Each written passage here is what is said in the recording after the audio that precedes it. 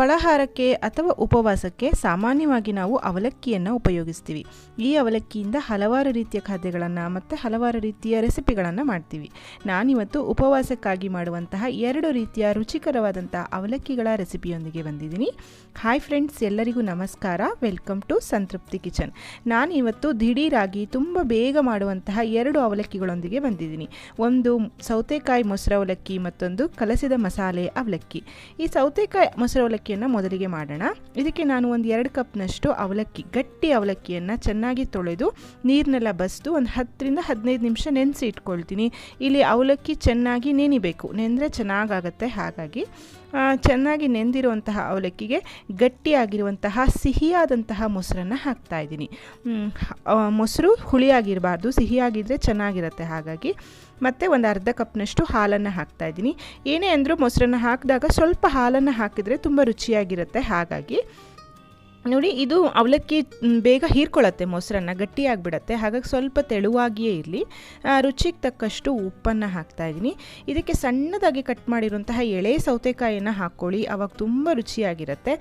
ಸಣ್ಣದಾಗಿ ಕಟ್ ಮಾಡಿರುವಂತಹ ಕೊತ್ತಂಬರಿ ಸೊಪ್ಪನ್ನು ಸಹ ಹಾಕಿಬಿಟ್ಟು ಇದನ್ನು ಮಿಕ್ಸ್ ಮಾಡ್ಕೊಳ್ಳೋಣ. ಇದಕ್ಕೆ ಒಂದೀಗ ರುಚಿಯಾಗಿರುವಂತಹ ಒಗ್ಗರಣೆಯನ್ನು ಕೊಡ್ತೀನಿ. 1 ಚಮಚದಷ್ಟು ಎಣ್ಣೆಯನ್ನು ಹಾಕ್ಕೊಂಡು, ಎಣ್ಣೆ ಕಾದ್ಮೇಲೆ ಸಾಸಿವೆ ಮತ್ತು ನಾನು ಉದ್ದಿನಬೇಳೆಯನ್ನು ಇಲ್ಲಿ ಹಾಕ್ತಾಯಿದ್ದೀನಿ. ಇಲ್ಲಿ ನಾನು ಒಗ್ಗರಣೆಗೆ ಬ್ಯಾಡಗಿ ಮೆಣಸಿನ ಬದಲಾಗಿ ಮಜ್ಜಿಗೆ ಮೆಣಸು ಅಥವಾ ಸಂಡಿಗೆ ಮೆಣಸು ಅಂತ ಹೇಳ್ತಾರೆ, ಅದನ್ನು ಹಾಕ್ತಾಯಿದ್ದೀನಿ.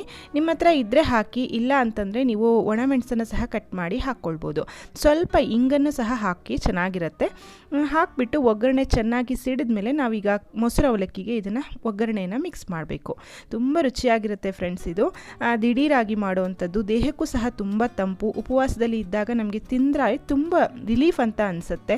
ಅವಲಕ್ಕಿ ಯಾವಾಗೂ ದಡ ಅಂದರೆ ತುಂಬ ಹೆವಿ ಅಂತ ಅಂತಾರೆ, ಅದಕ್ಕಾಗಿ ಇದನ್ನು ಉಪವಾಸಕ್ಕೆ ಯೂಸ್ ಮಾಡ್ತಾರೆ.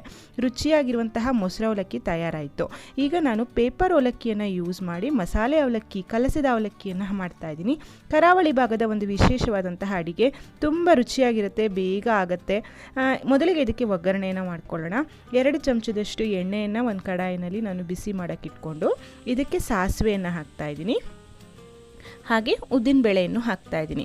ಇದು ಬ್ಯಾಚುಲರ್ಸ್ ರೆಸಿಪಿ ಅಂತ ಸಹ ಹೇಳ್ಬೋದು. ಆಫೀಸಿಂದ ಬಂದು ತುಂಬ ಹಸಿವಾಗಿದೆ, ಏನಾದರೂ ಮಾಡ್ಕೊಳ್ಬೇಕಂದ್ರೆ ದಿಢೀರಾಗಿ ಇದನ್ನು ಮಾಡ್ಕೊಳ್ಬೋದು, ತುಂಬ ಚೆನ್ನಾಗಿರುತ್ತೆ. ಇಂಗು ಮತ್ತು ಅರಿಶಿಣವನ್ನು ಹಾಕ್ತಾಯಿದ್ದೀನಿ. ಇಲ್ಲಿ ಕಟ್ ಮಾಡಿರುವಂತಹ ಬ್ಯಾಡಗಿ ಮೆಣಸನ್ನು ನಾನು ಹಾಕಿಬಿಟ್ಟು ಚೆನ್ನಾಗಿ ಇದನ್ನು ಫ್ರೈ ಮಾಡ್ಕೊತೀನಿ. ಪರಿಮಳಕ್ಕೆ ಒಂದೇ ಒಂದು ಹಸಿಮೆಣಸನ್ನು ತೊಗೊಂಡಿದ್ದೀನಿ. ಖಾರ ಸ್ವಲ್ಪ ಜಾಸ್ತಿ ಬೇಕಂತಂದರೆ ನೀವಿಲ್ಲಿ ಜಾಸ್ತಿ ಸಹ ಹಾಕ್ಕೊಳ್ಬೋದು. ಈ ಅವಲಕ್ಕಿಯನ್ನು ನೀವು 1 ದಿನಗಳ ಕಾಲ ಇಟ್ಟು ಸಹ ತಿನ್ಬೋದು, ತುಂಬಾ ಚೆನ್ನಾಗಿರುತ್ತೆ. ಇದು ಅವಲಕ್ಕಿಯ ವಿಶೇಷ ಏನಪ್ಪ ಅಂದರೆ ಇಲ್ಲಿ ನಾನು ಹಸಿ ಧನಿಯಾ ಬೀಜವನ್ನು ಸಹ ಇಲ್ಲಿ ಹಾಕ್ತಾಯಿದ್ದೀನಿ. 1 ಚಮಚದಷ್ಟು ಧನಿಯಾ ಬೀಜ. ಇದು ಅವಲಕ್ಕಿ ತಿನ್ನುವಾಗ ನಮಗೆ ಬಾಯಿಗೆ ಸಿಗುತ್ತಲ್ಲ, ತುಂಬ ರುಚಿಯಾಗಿರುತ್ತೆ ತಿನ್ನೋದಕ್ಕೆ. ಹಾಗೆ ಕರಿಬೇವಿನ ಸೊಪ್ಪನ್ನು ಹಾಕಿಬಿಟ್ಟು ಒಗ್ಗರಣೆಯನ್ನು ಚೆನ್ನಾಗಿ ಮಿಕ್ಸ್ ಮಾಡ್ಕೊಳ್ಳೋಣ. ಹದವಾಗಿ ಬೇಯಬೇಕು ಒಗ್ಗರಣೆನೇ ತುಂಬ ಇಂಪಾರ್ಟೆಂಟ್ ಇದಕ್ಕೆ. ಈ ಒಂದು ಅರ್ಧ ಕಪ್ನಷ್ಟು ತೆಂಗಿನಕಾಯಿ ತುರಿಯನ್ನು ಹಾಕಿ ಫ್ಲೇಮನ್ನು ಆಫ್ ಮಾಡಿಕೊಂಡು ಬಿಸಿ ಬಾಣಲಿಯಲ್ಲೇ ತೆಂಗಿನಕಾಯಿನ ಒಂದು ಚೆನ್ನಾಗಿ ಮಿಕ್ಸ್ ಮಾಡ್ಕೊಳ್ಳಿ. ಎಷ್ಟೇ ಹಸುವಾಗಿದ್ದಾಗಲೂ ಸಹ ಅವಲಕ್ಕಿಯನ್ನು ತಿಂದರೆ ನಮ್ಮ ಹಸುವು ಅಡಗತ್ತೆ, ತುಂಬ ಬೇಗ ಶಮನ ಆಗುತ್ತೆ ಅಂತ ಹೇಳ್ತಾರೆ. ಖಂಡಿತ ಈ ಉಪವಾಸದಲ್ಲಿ ನೀವು ಈ ಅವಲಕ್ಕಿಗಳನ್ನು ಟ್ರೈ ಮಾಡಿ ನೋಡಿ. ಮಾಡೋದು ಸಹ ತುಂಬ ಸುಲಭ, ತುಂಬ ರುಚಿಯಾಗಿ ಇರುತ್ತೆ.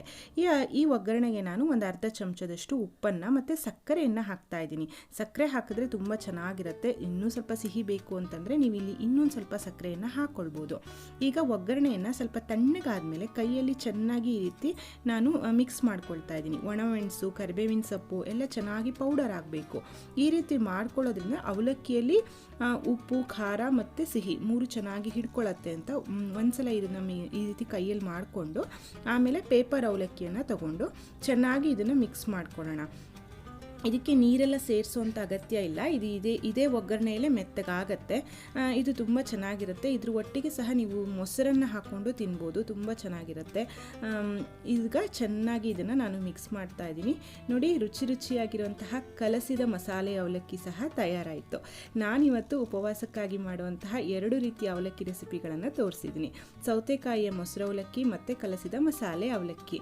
ನಿಮಗೆ ಈ ವಿಡಿಯೋ ಇಷ್ಟ ಆಗಿದ್ರೆ ದಯವಿಟ್ಟು ಒಂದು ಲೈಕ್ ಮಾಡಿ. ಈ ವಿಡಿಯೋವನ್ನು ನಿಮ್ಮ ಫ್ರೆಂಡ್ಸ್ ಆ್ಯಂಡ್ ಫ್ಯಾಮಿಲಿ ಜೊತೆ ಶೇರ್ ಮಾಡಿ. ಮತ್ತೊಂದು ರುಚಿಯಾದ ಅಡಿಗೆಯೊಂದಿಗೆ ಮತ್ತೆ ಬರ್ತೀನಿ. ಅಲ್ಲಿಯವರೆಗೂ ಧನ್ಯವಾದಗಳು. Thank you for watching. Thank you.